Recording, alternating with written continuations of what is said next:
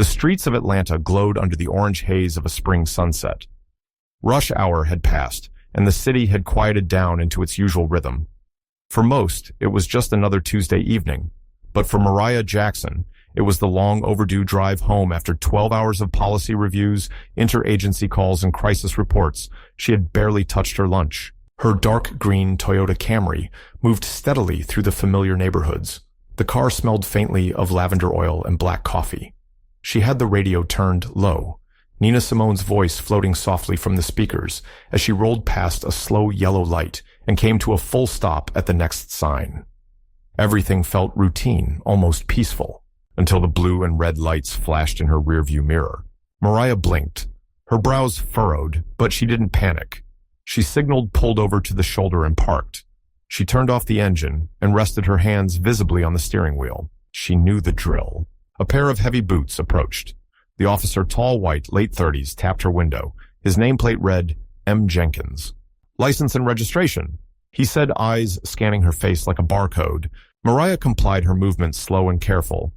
Is there a problem, officer? You ran a stop sign, he said flatly. Mariah looked at him calmly. I came to a full stop. His lips curled ever so slightly. I didn't see that. He took her documents and walked back to his patrol car. Mariah sat still, her jaw tightening. She could feel it, that old, all-too-familiar current, humming beneath the surface, the invisible script already playing out. Her skin color had entered the conversation before she ever spoke a word. She glanced in the mirror and watched Officer Jenkins conferring with his partner, another white officer, shorter, bulkier, standing by the trunk. Their voices were low, unreadable. Her heartbeat stayed even. She wasn't new to this, but this time was different. Step out of the vehicle, Jenkins ordered when he returned. Mariah blinked. Excuse me, we need to conduct a routine inspection. He said, please step out. She stepped out. Calm controlled her black blazer and tailored pants, still crisp despite the long day. Her afro puff swayed lightly as she moved. Hands on the hood, the second officer said gruffly. Mariah obeyed, resisting the rising anger in her chest. She had worked too hard for this moment to be defined by someone else's ignorance. Then she felt it, the search. Quick, unnecessary, disrespectful. As they patted her down, she looked straight ahead at the sun setting behind the trees, her breath, even, her silence, powerful. You seem calm, Jenkins said, stepping in front of her. Got something to hide? Mariah tilted her head. Not at all. He smirked. You look like you've had practice. She said nothing. Where are you headed? He asked. Home, she replied. After work. He raised a brow. What kind of work? I serve in law enforcement, she said simply. Jenkins chuckled. Sure you do. She paused. May I reach into my pocket? He nodded, still grinning. She pulled out her wallet and unfolded the badge inside. Mariah Jackson. She said, her voice calm. Deputy Director of Internal Oversight, Georgia Bureau of Investigation. Silence, thick and crushing. The smirk disappeared. Jenkins stepped back like he'd been hit. Her words landed like thunder. Now let's talk about what you really saw when you pulled me over. The silence between them stretched heavy like concrete. Jenkins' mouth opened, then closed. His eyes flicked between the badge in her hand and her face, as if trying to stitch together two realities that didn't fit inside his mind. You're with the GBI, he said at last, his voice losing its practiced authority. I am. Mariah answered, Deputy Director of Internal Oversight. I review misconduct cases for the Bureau. The second officer, still near her vehicle, visibly stiffened. His hand dropped away from his belt. Jenkins took a step back, as if distance could soften the embarrassment already blooming across his face. Mariah tucked the badge away with deliberate calm. Would you like to explain why a woman in business attire driving home from work warranted a full-body search? There's been activity in the area, Jenkins mumbled. Suspicious activity involving women in slacks and heels. Her tone was razor-sharp but steady. Or was it just the color of my skin? Jenkins didn't answer. His partner shifted uncomfortably, glancing toward the patrol car like it might offer him cover. Mariah continued. You escalated a traffic stop, one that should have been no more than a warning, into an aggressive inspection, with no reasonable suspicion. You bypassed protocol, you ignored context, and you ignored my dignity. Jenkins swallowed hard. Look, maybe this is just a misunderstanding. Let's not... She cut him off. No, let's not pretend this didn't happen. Let's not minimize this as a misunderstanding when what it really is misjudgment rooted in bias. A breeze rustled the trees overhead. Mariah took a step forward, commanding the air around her. You saw a black woman and made a decision. You chose not to see a professional. You chose not to consider the possibility that I could be anything other than a threat. Her voice remained calm, but it rang with an unmistakable finality. Jenkins looked down at the ground. Ma'am, Don't ma'am me now, she said. The question is not how I remained calm. The question is how many others you've stopped who didn't have a badge to protect them. Her words landed hard. The second officer averted his gaze. Mariah reached into her car, pulled out a business card, and handed it to Jenkins. You'll want to remember my name because this will be documented, reviewed, and handled accordingly. Jenkins took it with trembling fingers. The embossed letters confirmed the title he hoped was a bluff. Then she turned back to her car, opened the door, and paused.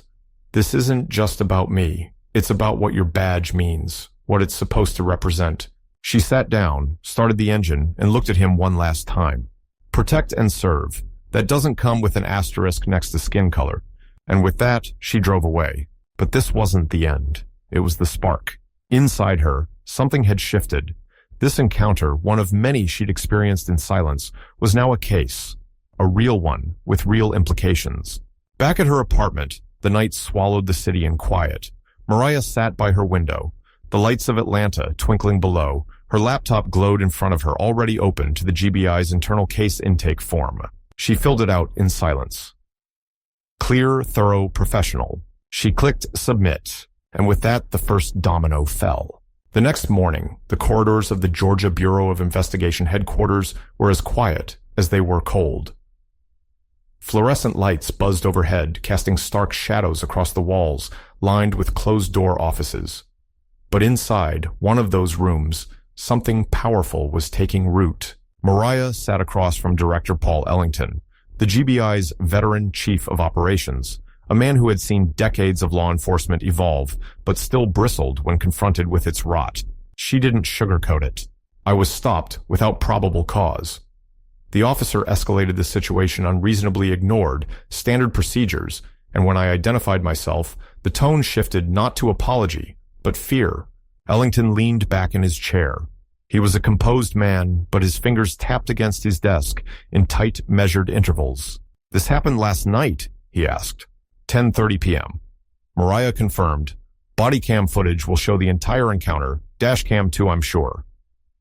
And the officer, James Jenkins, Atlanta PD badge 5317. His partner stayed mostly silent, but enabled every move. Ellington didn't speak for a moment. He stared at her as if trying to process the layers in her voice, calm on the surface, but laced with years of exhausted restraint. You're filing this not just as a complaint, he finally said. You're initiating a full review. Yes? Mariah said, and I'm requesting jurisdiction to expand it. I've heard too many whispers about Jenkins' conduct. Unchecked traffic stops, complaints buried before reaching IA. I want to go deeper. Ellington folded his hands. You know what kind of blowback this will cause? I'm not worried about blowback, Mariah said quietly. I'm worried about the next black girl who won't have a badge to shield her. He exhaled slowly, the weight of her words settling in. Approved. He said, full inquiry. Jenkins, his partner, their division. Their past 5 years of stops reports, incident logs, you'll have full access. Mariah nodded once, not triumphantly, but with resolve. By noon, she was sitting in the data analysis room, combing through complaint records, names, dates, racial breakdowns, patterns that emerged like bruises under blacklight. 82% of Jenkins' stops were black or Latino drivers. 17 complaints. Uncooperative suspects. Furtive movements. Fit the description. Only 2 had made it past the first review. Mariah's hands hovered over the keyboard. She felt the familiar rush of clarity like stepping into ice water. This wasn't just her story. It was systemic. It was layered, and it was silent. Until now. She opened a fresh file. Subject Officer James Jenkins. Misconduct review, initiated by Deputy Director Mariah Owens. Scope, pattern of racial profiling, unlawful search abuse of power failure to de-escalate, request joint review with Atlanta PD Internal Affairs, plus Civilian Review Board. She hit send. Across town, the Atlanta PD headquarters buzzed with normalcy. Jenkins sat at his desk, coffee in hand, laughing over a joke with a fellow officer. He hadn't expected to see Mariah Owens again, not off the record, not on paper, and definitely not as a lead investigator. But the notice hit his inbox like a slap. Subject: immediate review notification. Deputy Director Owens, GBI. He read it 3 times. Then again, the color drained from his face. His partner, Detective Ruiz, glanced over. "You good?" Jenkins clicked his screen off, jaw clenched. "I'm fine," he muttered. But he wasn't, because what he didn't know was this: Mariah wasn't coming after him alone. She was walking in with the backing of the Bureau, with records, data video footage, and growing community support. And she wouldn't stop until every crack in the system was forced into the light. By the end of the week, the buzz had turned into a storm. The Atlanta Civilian Review Board announced a joint public hearing with the Georgia Bureau of Investigation Community. Members, officers, journalists, and city officials all received notices. A traffic stop gone wrong was no longer a misunderstanding. It was an official investigation. At 9:00 a.m. sharp, the grand chamber of the City Justice Center filled with rows of tense faces. Long wooden benches creaked under the weight of lawyers, police brass and civilians holding protest signs just outside the doors. Cameras rolled, microphones flicked on. At the front, the panel sat beneath the city seal. 6 individuals, 2 legal advisors, 1 community rep, 2 internal affairs officers, and Mariah Owens. She walked into the room in a navy blue pantsuit, her hair braided tight and pinned back. Her heels clicked once, twice. Then silence fell as she sat at the head table. Jenkins, dressed in uniform, sat across from her. His tie looked tighter than necessary. His face was flushed, his jaw tight. His attorney leaned over to whisper, but Jenkins didn't respond.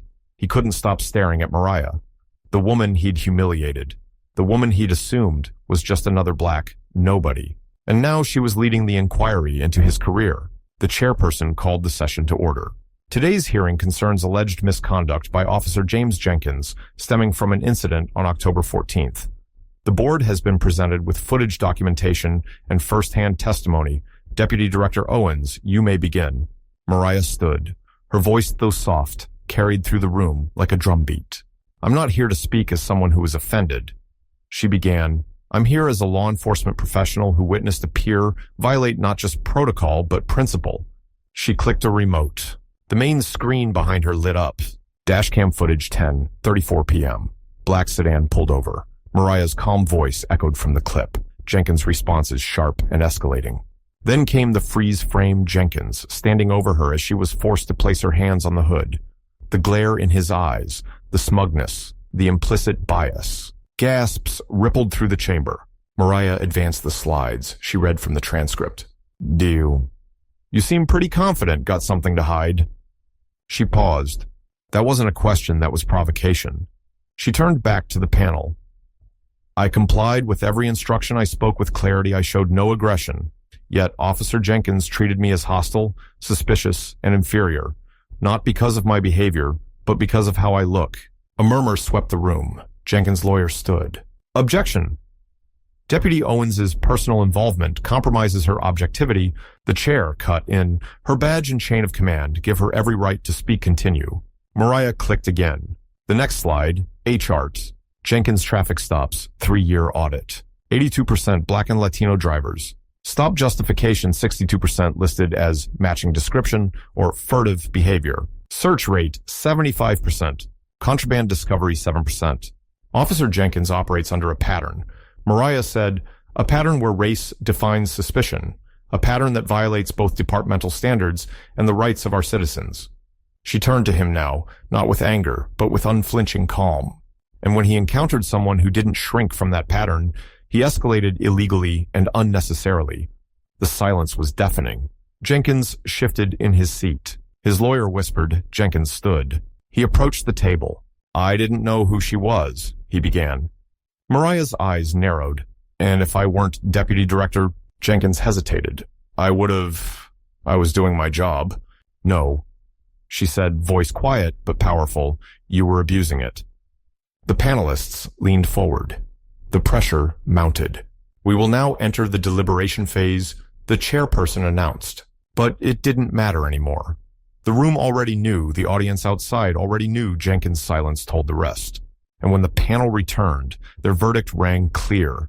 Suspension pending full investigation. Transfer of case to ethics board review of all previous stops. Jenkins sank in his chair. His hands trembled. Mariah stood. Not in victory, but in responsibility. This wasn't about revenge. It was about setting a precedent. The verdict echoed far beyond the chamber walls. Within hours of the hearing, headlines exploded across Atlanta's major news outlets. Deputy Director Mariah Owens confronts racial profiling from the inside. Black woman in power dismantles officer's pattern of abuse. What happened when a cop targeted the wrong woman? For many in the community, Mariah's poise and composure struck a deep chord. Social media flooded with praise. She didn't yell. She didn't fight. She let the truth destroy them. Mariah Owens just changed the game. She did what most of us only dream of, held power accountable. But Mariah had no interest in viral fame. She was focused on something much bigger. That Monday morning, she walked into her office, a cup of black coffee in hand, already reviewing a growing stack of internal complaints, ones that had previously gone ignored or buried. Her assistant Brielle looked up from her desk wide-eyed.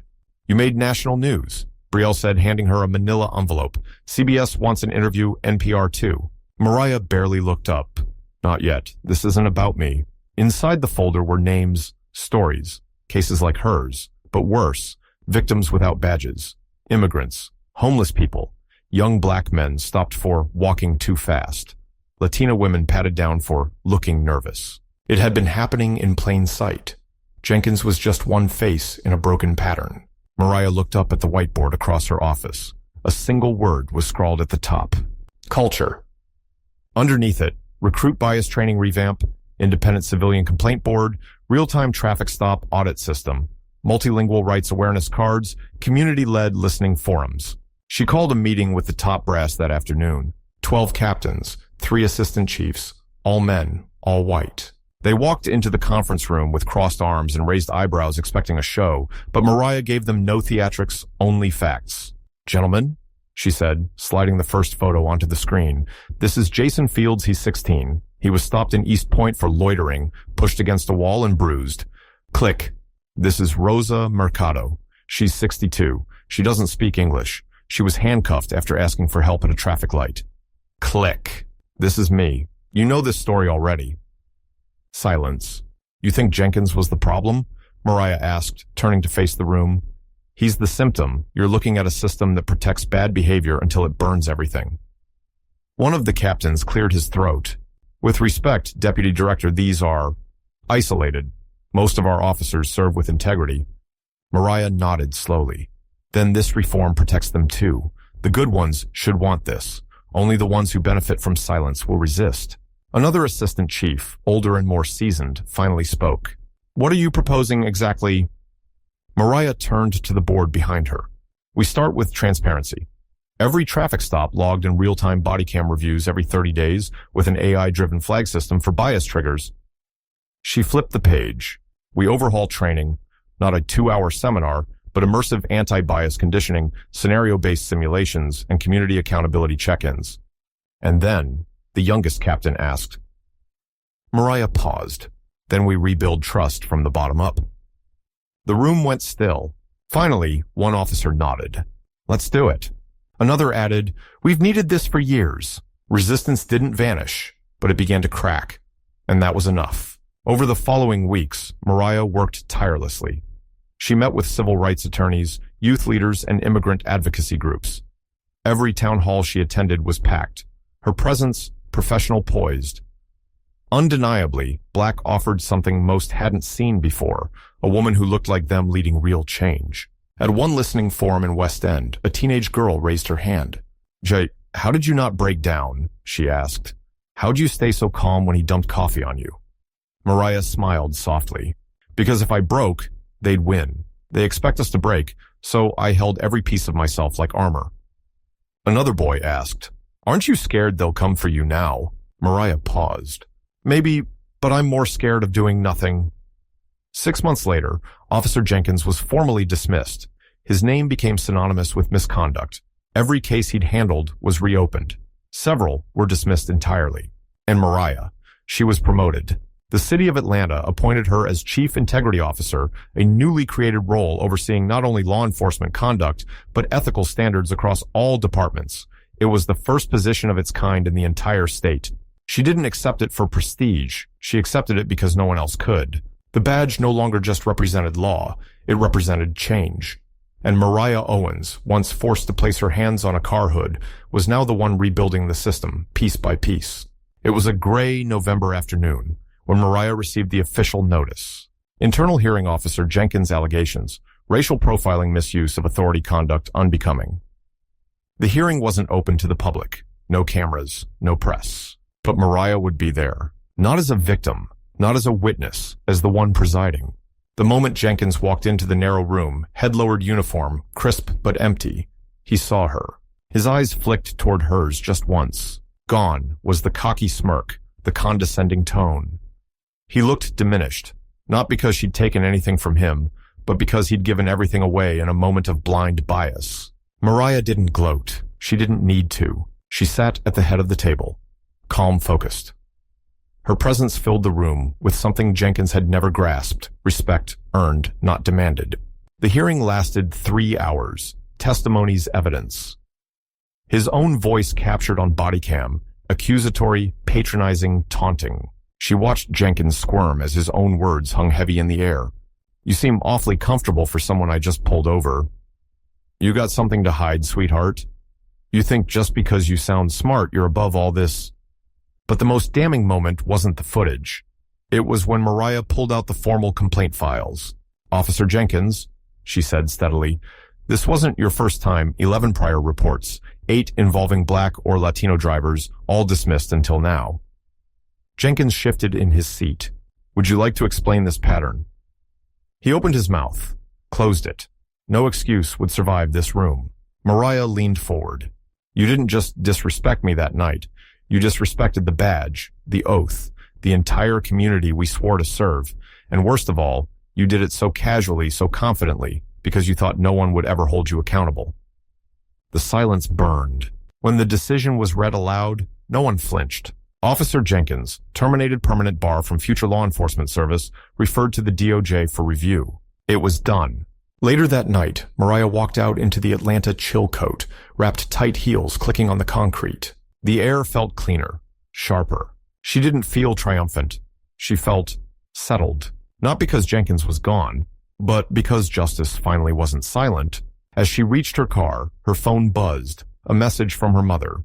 "I saw the news. You held your head high. Baby, your father would be proud." Mariah smiled softly.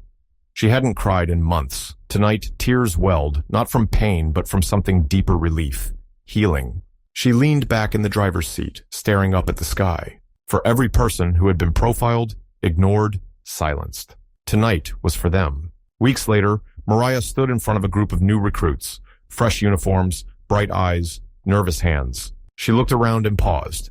"I'm not here to talk about power," she began. "I'm here to talk about dignity." They leaned in. "One night I was pulled over. Not because I broke the law, but because someone looked at me and saw less." She didn't mention Jenkins by name. She didn't need to.